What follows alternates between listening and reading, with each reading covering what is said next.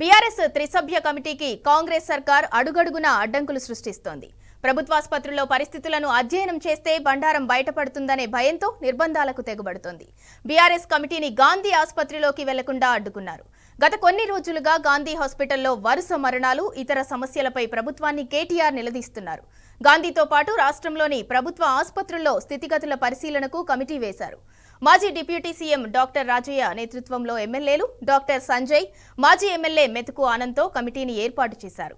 ఇవాళ గాంధీ హాస్పిటల్లోని సమస్యలను పరిశీలించాల్సింది ఉండగా పోలీసులు అడ్డుకున్నారు. దీంతో కొద్దిసేపు బీఆర్ఎస్ నేతలు, పోలీసు అధికారుల మధ్య వాగ్వాదం చోటు చేసుకుంది. గాంధీలోకి వెళ్లేందుకు ప్రయత్నించిన బీఆర్ఎస్ కమిటీ సభ్యులను ఎమ్మెల్యే మాగంటి గోపీనాథ్ను పోలీసులు అరెస్ట్ చేశారు.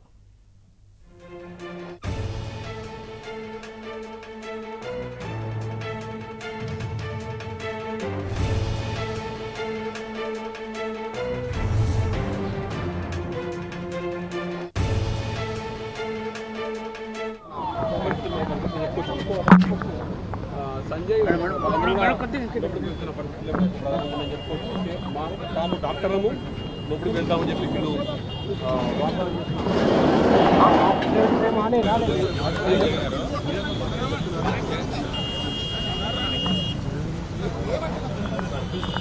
మనం తీసుకోవచ్చు.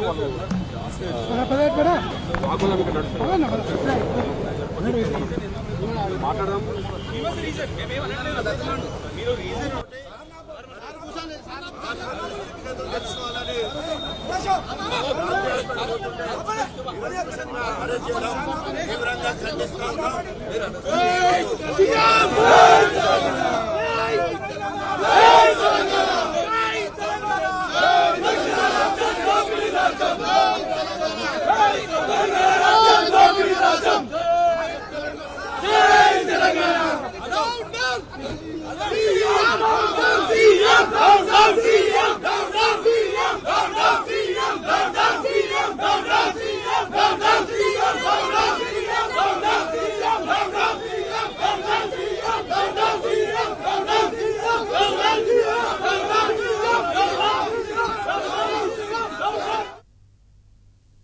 ప్రభుత్వ ఆసుపత్రుల్లో పరిస్థితుల అధ్యయనానికి బీఆర్ఎస్ వేసిన త్రిసభ్య కమిటీ సభ్యుల హౌస్ అరెస్టులపై మరింత సమాచారాన్ని మా ప్రతినిధి వంశీ అందిస్తారు. వంశీ, చెప్పండి. సేపటి క్రితమే గాంధీ ఆసుపత్రి వద్ద బీఆర్ఎస్ పార్టీ నాయకులను అరెస్ట్ చేసి అటు నారాయణగూడ పిఎస్ కి తరలించడం జరిగింది. గత కొద్ది రోజుల నుంచి కూడా తెలంగాణ రాష్ట్రంలో విషజ్వరాలు ప్రబలి అటు జనం చనిపోతున్నటువంటి పరిస్థితి కూడా మనం చూస్తా ఉన్నాము. ఈ సందర్భంగా గత కొద్ది రోజుల నుంచి కూడా రాష్ట్ర ప్రభుత్వాన్ని బీఆర్ఎస్ పార్టీ హెచ్చరిస్తున్నటువంటి పరిస్థితి కూడా మనం చూస్తా ఉన్నాము. ఈ సందర్భంగా అటు BRS party working president KTR అటు ఏదైతే త్రిసభ్య కమిటీని ఏర్పాటు చేయడం జరిగింది పార్టీ నుంచి, ప్రధానంగా ఏదైతే ప్రభుత్వ ఆసుపత్రుల్లో స్థితిగతుల పైన ప్రజలకు ఎలాంటి వైద్య సేవలు అందుతున్నాయి, ప్రధానంగా కొద్ది రోజుల క్రితం కూడా మనం చూస్తా ఉన్నాము గాంధీ ఆసుపత్రిలో మాతా శిశు మరణాలు సంబంధించి కూడా ఆందోళన కలిగించినటువంటి విషయం కూడా మనందరికి కూడా తెలిసిందే. ఈ అంశాలన్నింటినీ కూడా అధ్యయనం చేసి ప్రభుత్వానికి ఒక నివేదిక ఇవ్వాలనే ఉద్దేశంతో బీఆర్ఎస్ పార్టీ త్రిసభ్య కమిటీని ఏర్పాటు చేయడం జరిగింది.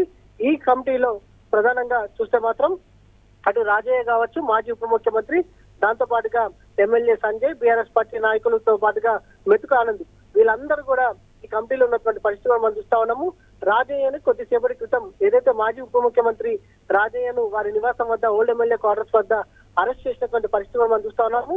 దాంతో పాటుగా మాగంటి గోపీనాథ్ ఎమ్మెల్యే వారిని, దాంతో పాటుగా మెతుకు ఆనంద్ ని, ఎమ్మెల్యే సంజయ్ ని, వీరి ముగ్గురిని కూడా గాంధీ ఆసుపత్రి వద్దకు రావడం జరిగింది. ఆసుపత్రి సందర్శనకు సంబంధించి వీరిని గాంధీ ఆసుపత్రి వద్ద అరెస్టు చేసినటువంటి పరిస్థితి కూడా మనం చూస్తా ఉన్నాము. గత కొద్ది రోజుల నుంచి కూడా తెలంగాణ రాష్ట్రంలో విషజ్వరాలు ప్రబలి ప్రజలు చనిపోతున్నటువంటి పరిస్థితి కూడా మనందరికి కూడా తెలిసిందే. దీనికి సంబంధించి కూడా బీఆర్ఎస్ పార్టీ ముందు నుంచి కూడా హెచ్చరిస్తుంది. విషజ్వరాలు ప్రబలి ప్రజలు చనిపోతున్నటువంటి నేపథ్యంలో ప్రభుత్వం పట్టించుకోవాలని, వారికి మెరుగైన వైద్య సేవలు అందించాలని కూడా గత కొద్ది రోజుల నుంచి డిమాండ్ చేసినటువంటి పరిస్థితి కూడా మనం చూస్తా ఉన్నాము. దీంతో పాటుగా హైదరాబాద్ నగరంలో వైద్యుల కొరత అనేది మనకు చాలా స్పష్టంగా కనిపిస్తా ఉంది. ట్రాన్స్ఫర్ల పేరుతోటి అడ్డగోలుగా ఏదైతే నిష్ణాతులైనటువంటి వైద్యులను జిల్లాలకు ట్రాన్స్ఫర్ చేసి హైదరాబాద్ లాంటి నగరంలో టెరిషరీ కేర్కి వచ్చేటువంటి పేషెంట్స్ కి చాలా ఇబ్బందులు ఎదుర్కొన్నటువంటి పరిస్థితి కూడా మనకు కనిపిస్తోంది. వీటన్నిటిని చూసినటువంటి బీఆర్ఎస్ పార్టీ అటు ప్రజలకు మెరుగైన వైద్య సేవలు అందించాలని ప్రభుత్వాన్ని డిమాండ్ చేస్తూ గత కొద్ది రోజుల నుంచి కూడా హెచ్చరిస్తున్నటువంటి పరిస్థితి కూడా మనం చూస్తా ఉన్నాము.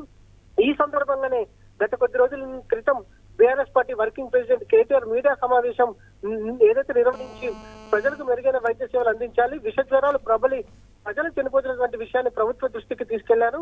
అప్పుడు ఊటిన రాష్ట్ర ప్రభుత్వం ముఖ్యమంత్రి రేవంత్ రెడ్డి ఊటిన సమావేశం నిర్వహించినటువంటి పరిస్థితి కూడా మనం చూస్తా ఉన్నాము. తదుపరి వైద్యారోగ్య శాఖ మంత్రి కూడా అటు BRS party working president KTR హెచ్చరికలతోటి వైద్యారోగ్య శాఖ మంత్రి కూడా సమావేశం నిర్వహించి వైద్యులు ఏదైతే అధికారులను ఆసుపత్రులకు పంపించారు.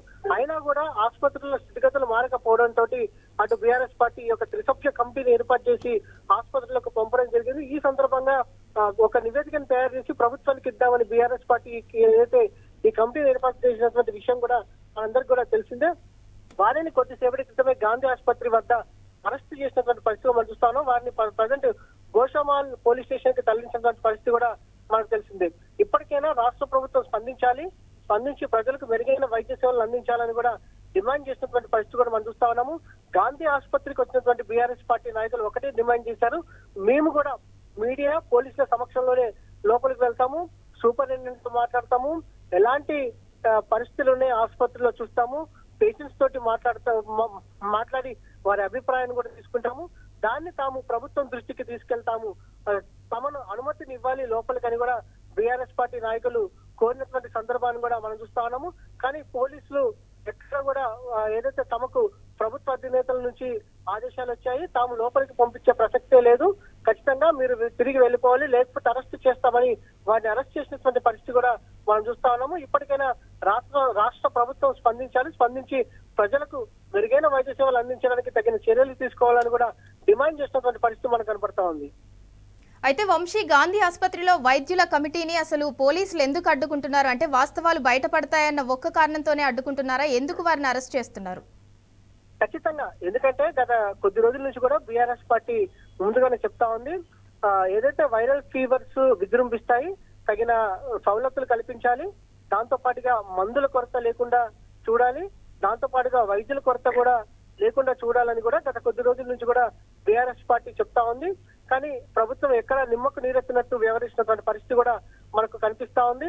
ఎక్కడైతే ఈ విషయాలు ఏదైతే ప్రధానంగా గాంధీ ఆసుపత్రిలో ఉన్నటువంటి సమస్యలు వైద్యుల కొరత కావచ్చు, మందుల కొరత కావచ్చు, దాంతో పాటుగా ఏదైతే ఇతర సమస్యలకు సంబంధించి కూడా ఎక్కడ బయటకు వస్తాయి, ప్రజలకు తెలుస్తాయి అనే అంశానికి సంబంధించి ఏదైతే వారిని బీఆర్ఎస్ పార్టీ నాయకులను అడ్డుకోవడం జరిగింది.